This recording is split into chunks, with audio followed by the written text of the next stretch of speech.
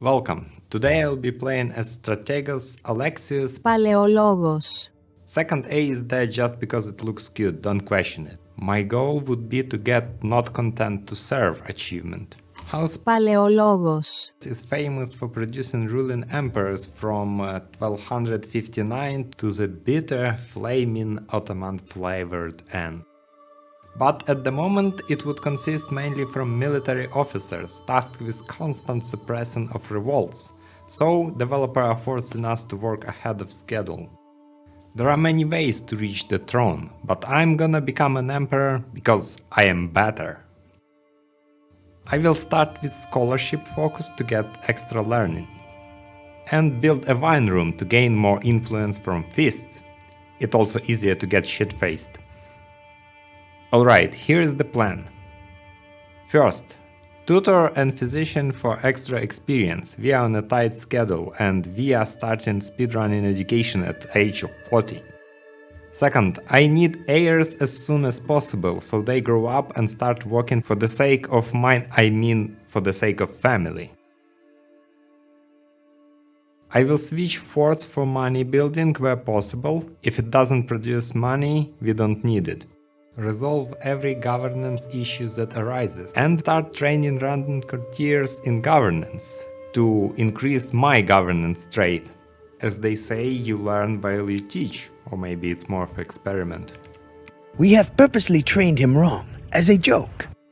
Start hosting feasts on cooldown to farm influence.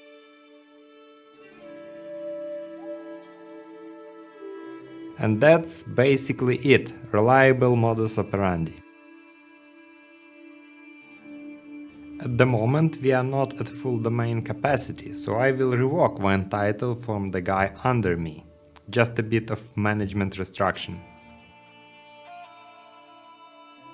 Go and attend the young emperor coronation. Just for a chance to get something. Free stuff beats everything. Next, I will construct an education hall to accelerate learning and provide my offspring with an increased likelihood of attaining a level 5 education trait.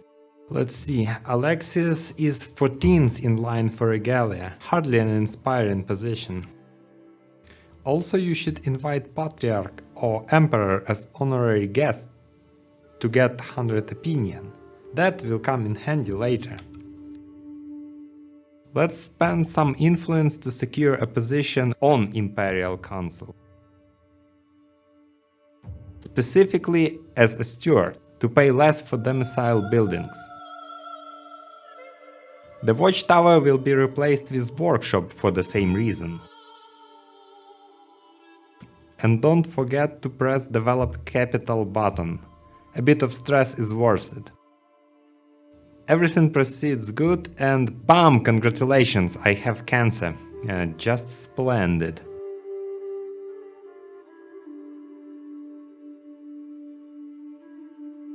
Patriarch accepted divorce, so I married for learning bonus. Switched to patronage and went to university.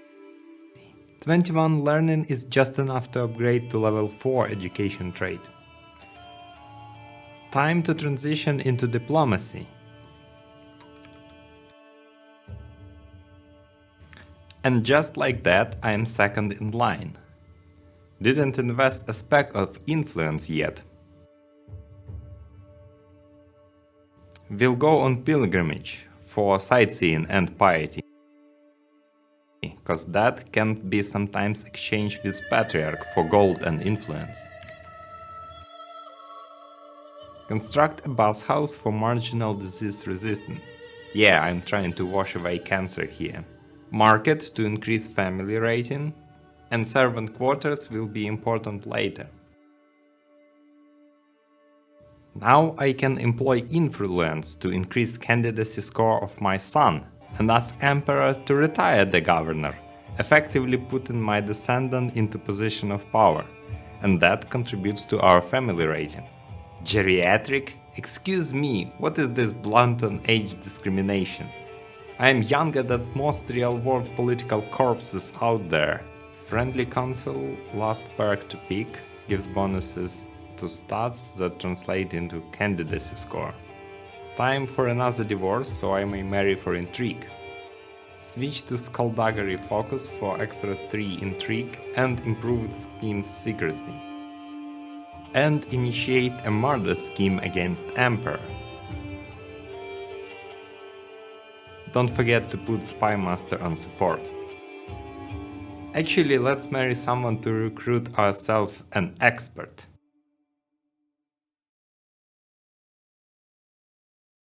Ah, much better. My son Alexios Jr. comes of age, and look at him, this guy is gonna go far. He's gonna inherit my post. Almost forgot I can also switch family attribute to intrigue, just to be extra sure.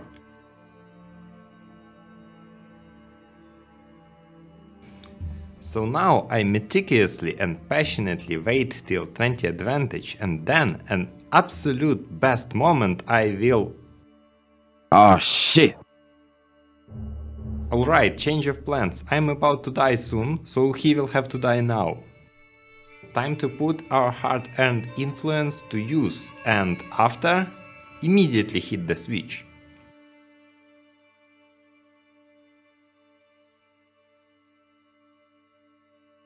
Oh, thank you, please step aside, I'm in a hurry.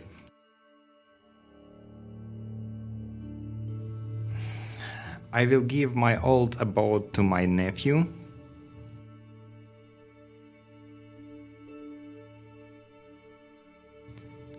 To do something enjoyable, hire some Varangian guards.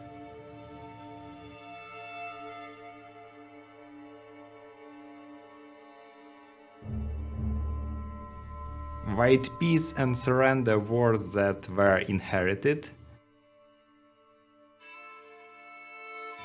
And reset my perks for the sake of picking a profit. Now reform my religion. Tactically not the best idea, because it will create some problems up to moment I change state phase, but I just want to get it out of the way so my heir will focus on what matters.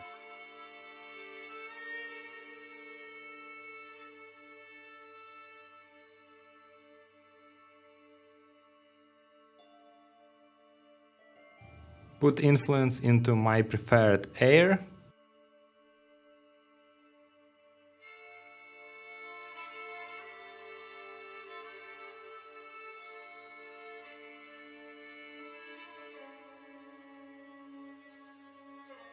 And pass the office.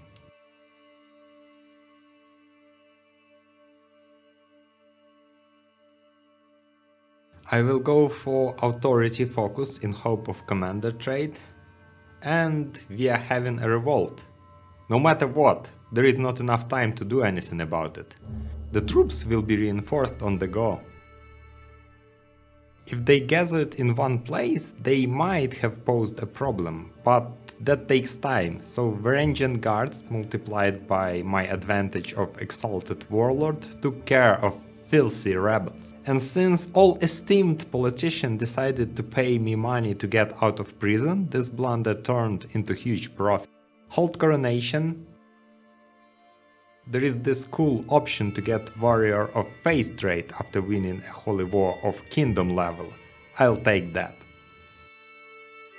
And swear oath to expand Kingdom. So with that all out of the way, now the cool stuff follows.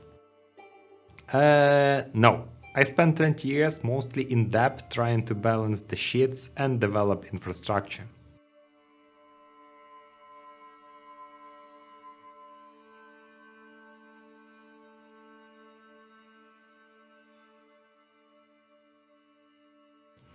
Saladin Sian declared war on me, and I even started by opening score, but had to surrender because of his allies' numbers. Hungary is extremely backstabbing, so I used Kingdom Holy War CB and resolved that, so I could move my attention south without worries. Half of my family died from plague, and Chinggis died from drinking. I upgraded my first legend to level 3 and with it gained the decision to reassert the holy mission. That will give me another holy war for Kingdom Casus Belli. I will go for Egypt as the biggest chunk. Marined troops to the farthest point and start sieging. His allies show up, but Mabor is shredded now, so we not only defeat their army, but outright wipe them from existence. A second batch arrived, seems to be the main troops, so some had escaped with their lives, but the war was already won. I will need to take kingdoms of Jerusalem, Syria and Africa in the same manner. Finished martial lifestyle, go into learning for the whole of body.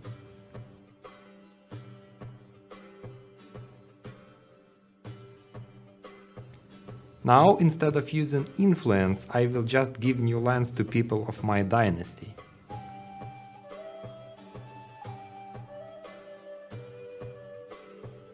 There is also work on lands that are part of Byzantium Empire by default, so these all de jure lands come in handy to quickly assemble them.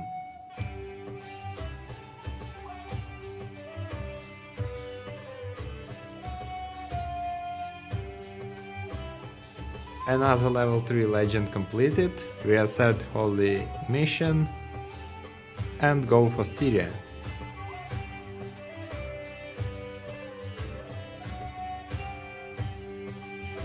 To do something in between, I invited claim holder of Sicilia.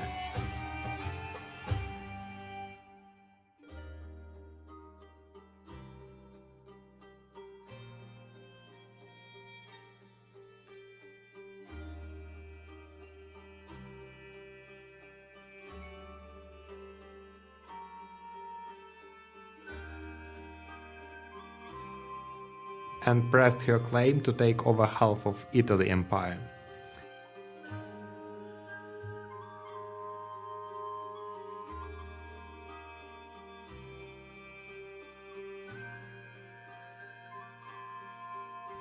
And proceeded to collect smaller parts.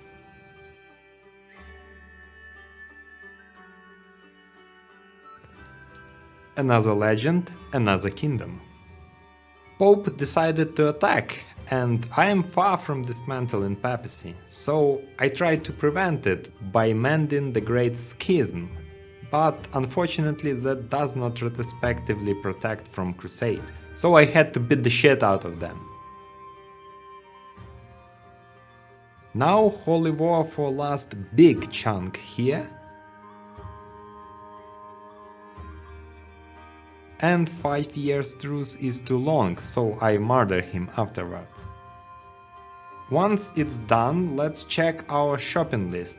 Click here, white line shows what we are missing.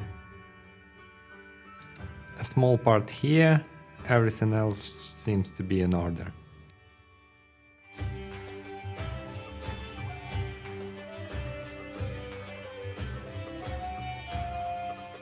Start a war,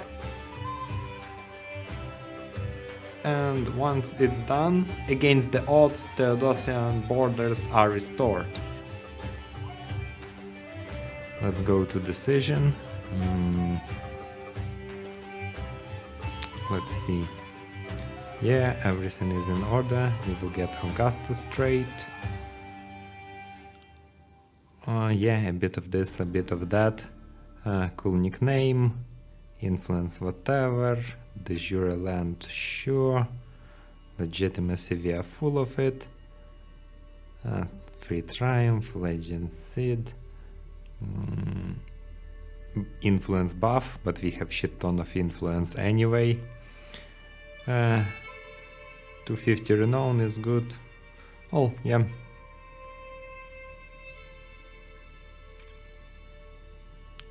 Right, yeah, let's overlook it. Everything's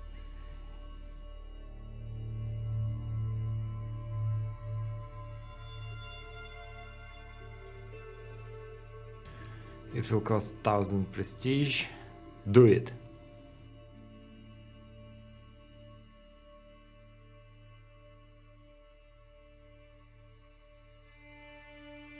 Actually, let me have a quick war for the rest of Africa.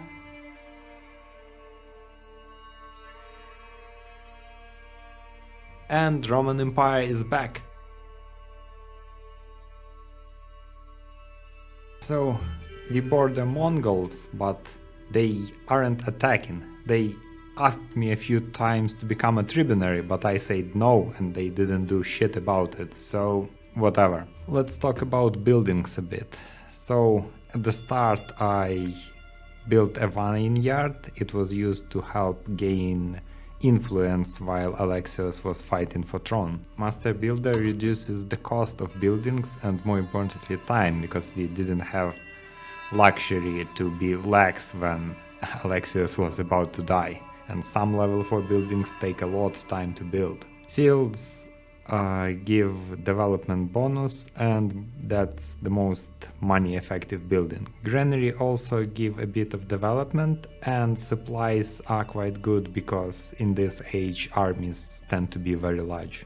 Marketplace is also a relic of time where Alexios was struggling for power. And estate has every building that gives some kind of lifestyle experience boost. And education hall gives a chance for level 5 education trait. After all, that's how I got mine. Wine room also is a building that helps you to speed up influence gain when you have none, but now it's not very useful. My army basically consists of 2 trebuchets to do sieges, and they don't cost much gold. And pikemen, because it's a counter. The main force comes from theme armies, which consist solely of Varangian guards, and they aren't even maxed out. Well, you paid for them with treasury, and at the start I didn't have much. But my strength comes from martial anyway. Well, also I have a lot of bonuses that give a bit of extra, but being exalted warlord probably the main reason, and commanding traits are at max.